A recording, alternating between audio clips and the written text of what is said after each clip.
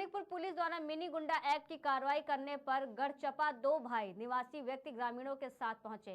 Police अधीक्षक कार्यालय पहुंचे और पुलिस द्वारा 110 जी मिनी गुंडा एक्ट की कार्रवाई की गई है, जो कि उनका गांव में किसी से लड़ाई झगड़ा नहीं है और न ही किसी भी तरह का कोई आपराधिक इतिहास दर्ज है। इसके बाद भी पुलिस द्वारा उनके और उनके भाइयों के ऊपर मिनी गुंडा एक्ट की कार्रवाई की गई है, जिसको लेकर आज पीड़ित दर्जनों ग्रामीणों के साथ पुलिस अधीक्षक कार्यालय पहुंचे हैं और न्याय की मांग की है।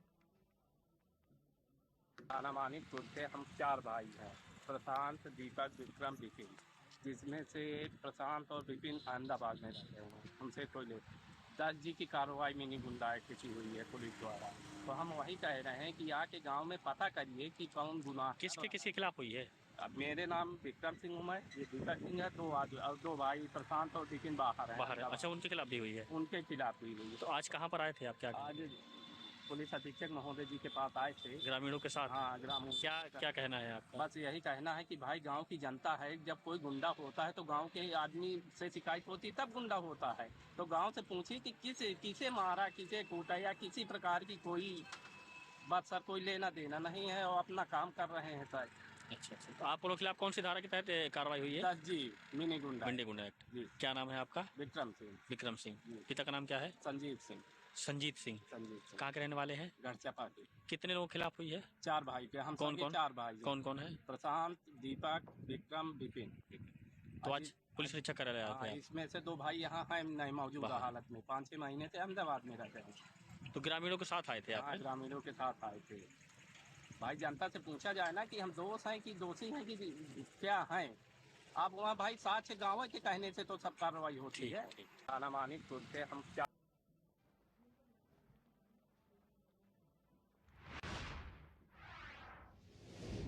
कानपुर देहात में अवैध खनन को लेकर फिर बवाल हुआ। इस दौरान जमकर फायरिंग और हंगामा भी हुआ। बता दें कि रनिया थाना क्षेत्र के सिहुरा भावन गांव में देर रात अवैध मिट्टी का खनन चल रहा था।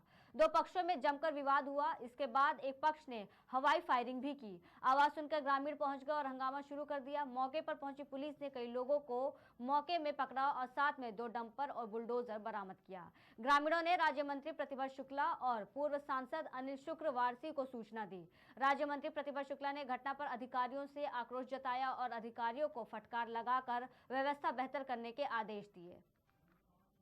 विधानसभा बिल्कुल समतल विधानसभा, यहाँ तो खनन की कोई आवश्यकता नहीं है।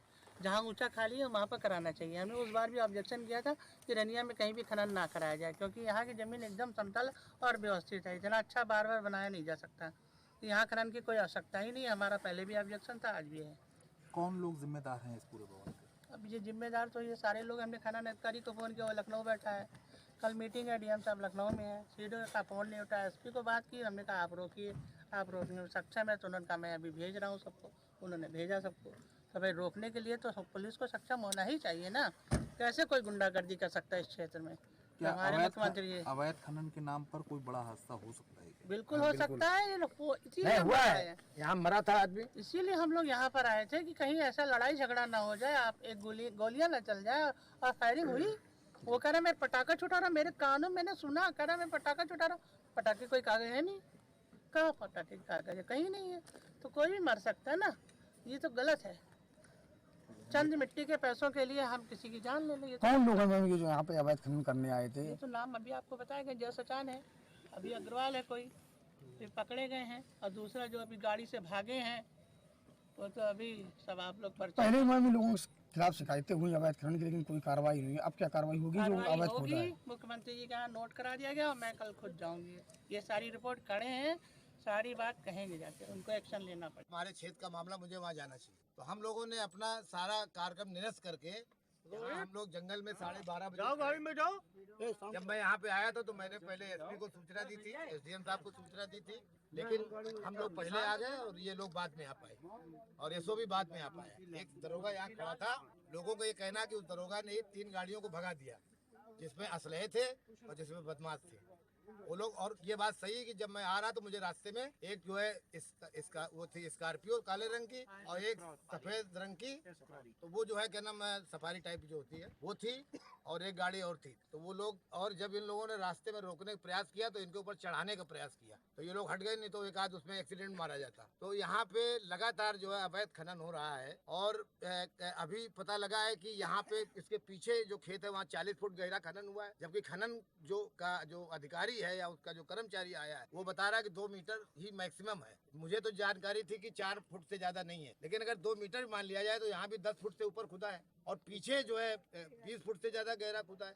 और अभी नहर पटरी पे सारी खुदाई कर डाली, उसपे नहर के लोगों ने FIR भी कराई है, एप्लीकेशन भी दिया है। अगर जिम्मेदारी माने तो फिर किसकी है? लेकिन मैं ये कहना चाहता हूँ कि जो लोगों के नाम पे परमिशन हो रहा है वही लोग तो अवैध खनन कर रहे हैं। विधानसभा बिल्कुल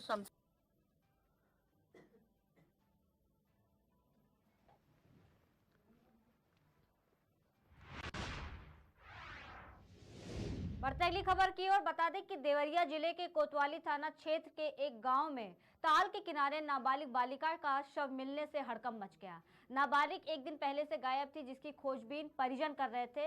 शव मिलने की सूचना पर पहुंची कोतवाली पुलिस ने आसपास के लोगों से पूछताछ की और शव को कब्जे में लेकर पोस्टमार्टम के लिए भेजा। देवरिया जनपद में कोतवाली थाना क्षेत्र की घटना है, जिसमें एक 8-9 वर्षीय बालिका का शव संदिग्ध परिस्थितियों में एक ताल के किनारे मिला। पुलिस द्वारा मौके पर पहुंचकर शव को पोस्टमार्टम के लिए भिजवा दिया गया है। बालिका के साथ में जो कुछ गांव की ही महिलाएं मौजूद थीं, जो आखिरी बार देखी गई थीं, उनसे पूछताछ किया जा रहा है। परिजनों द्वारा दी गई तहरीर के आधार पर नियमानुसार अभियोग पंजीकृत किया जा रहा है और अग्रिम विधिक कार्रवाई की जा रही है। देवरिया जनपद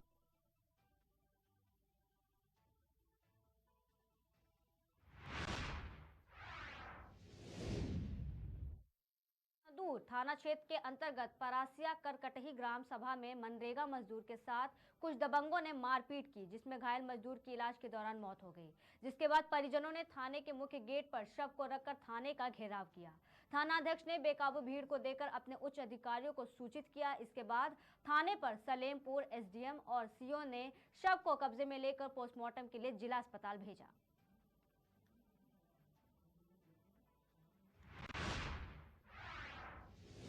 आगरा में नकली शैम्पू के कारोबार पर पुलिस का छापा। बता दें कि मकान के अंदर ब्रांड के नाम से नकली शैम्पू बनाया जा रहा था।